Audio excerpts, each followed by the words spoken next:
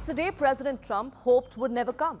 The first major electoral test of Donald Trump's second presidency saw historic first for his opponents, the Democrats, who recorded victories in major contests across New York City, New Jersey and Virginia.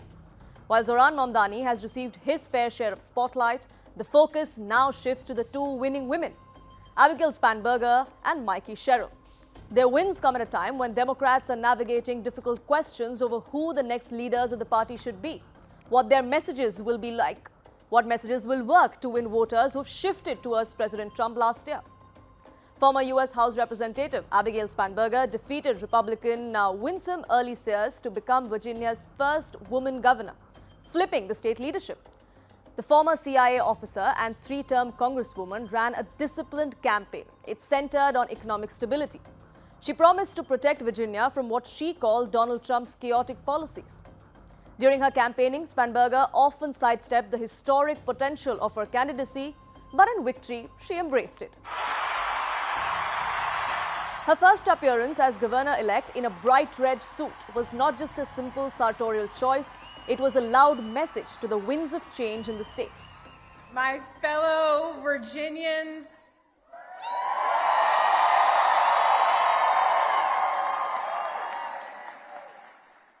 tonight we sent a message.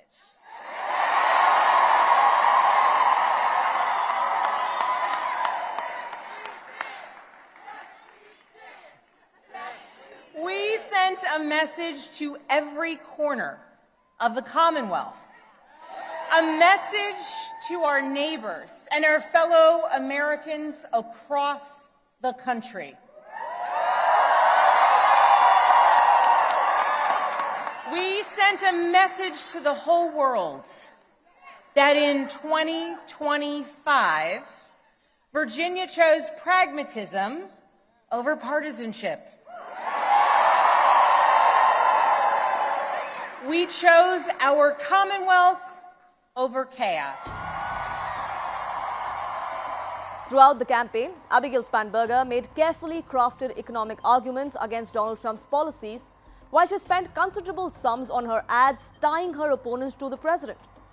She campaigned across the state, including in Republican-leaning areas, but she never lost focus from her core issues, even if that meant making her audience uncomfortable.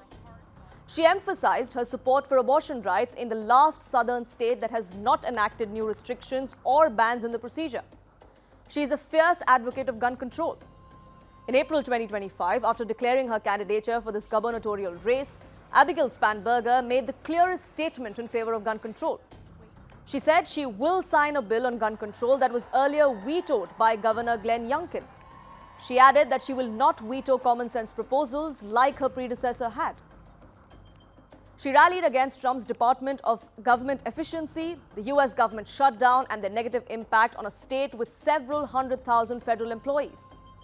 Former U.S. President Barack Obama appeared in Norfolk over the weekend to rally support for her, calling her a leader with integrity and purpose, and that added weight to her campaign.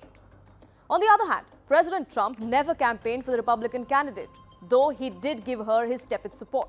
And I left her a voicemail and I asked her to please consider all of us Virginians, that she will represent all of us and not just some of us. And I wished her success. If she is successful, Virginia will be successful. Her roommate from 6 years ago, Mikie Sherrill, too, has scripted history. From being part of a record-breaking wave of women who helped Democrats win back the U.S. House in 2019, the two women have made history once again. Mikie Sherrill is now the first Democratic woman elected as governor of New Jersey. A Navy veteran, a four-time representative from northern New Jersey, Sherrill will take over from term-limited Democratic Governor Phil Murphy, becoming the first time since 1961 that the same party has held the New Jersey governor's office for 3 consecutive terms.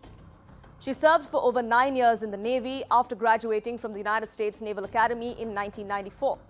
She participated in missions in Europe and has worked as a Russian policy officer. After leaving the Navy, she went to Georgetown University Law School and later practiced law at a New York firm. Mikie Sherrill's career is filled with milestones that are nothing short of historic. She gained prominence after flipping her North Jersey congressional district in 2018 and was later recognized as the most bipartisan elected official in the State of Common Ground Committee. The 53-year-old beat Republican Jack Caratelli, who was endorsed by President Donald Trump.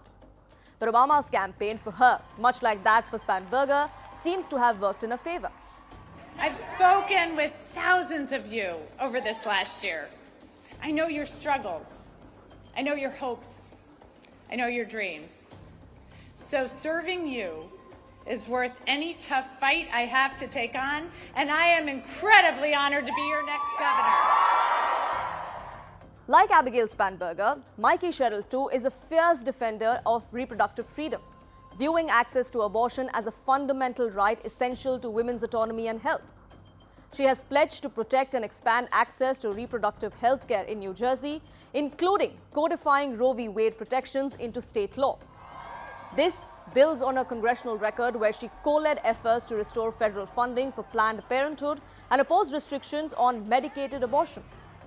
At the heart of Sherrill's economic policy is a commitment to build back better for working families, with goals to create 500,000 good-paying jobs by leveraging New Jersey's ports, its innovation hubs, and clean energy potential. She proposes a New Jersey jobs plan that includes tax cuts for small businesses and a $15 minimum wage indexed to inflation. Our job doesn't end. Yes, Republicans are the minority party, but that means also being the loyal opposition and continuing to ensure that our voice is heard. The voice of the middle class, the voice of every minority across this state, the voice of those who want to protect their children from a public school curriculum that doesn't really serve our purposes well anymore. The need for us to get back to teaching the basics in our public schools. Reading, writing, math, science, civics, vocational training. The need to lower taxes in this, the highest tax state in the country.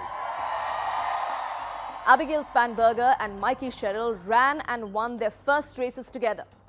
Years later, the two newest members of the Democratic Governors Association will enter this next phase of their careers side by side as well. But this victory is more than just their personal achievements. It offers a blueprint for Democrats nationally. It also underscores the ongoing Republican Party tensions and raises fresh doubts about Trump's coattails as the party looks towards the 2026 midterms.